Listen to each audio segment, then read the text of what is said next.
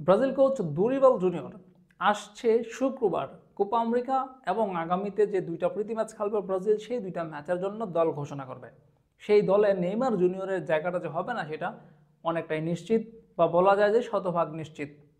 ব্রাজিলের ঊর্ধ্বতন অনেক কর্মকর্তা বিভিন্ন সময় বলেছেন যে নেইমারের পক্ষে কোপা আমেরিকা খেলা সম্ভব নয়। তবে নেইমার জুনিয়র যেভাবে ফিরে আসার জন্য প্রচেষ্টা করছিলেন, যেভাবে নিজের রিকভারি সেশনগুলো চালিয়েছিলেন, তাতে অনেকে আশা দেখতে শুরু করেছিল যে নেইমার হয়তোবা দলে ফিরতে পারেন কোপা আমেরিকার স্কোয়াডে।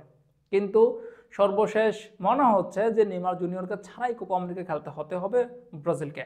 এবং যেহেতু আসছে শুক্রবার দল ঘোষণা করা হবে, এখনো পর্যন্ত নেইমার জুনিয়র খেলার মতো অবস্থায় ফিট পৌঁছতেই পারেননি, তিনি ফিট হতে পারেননি।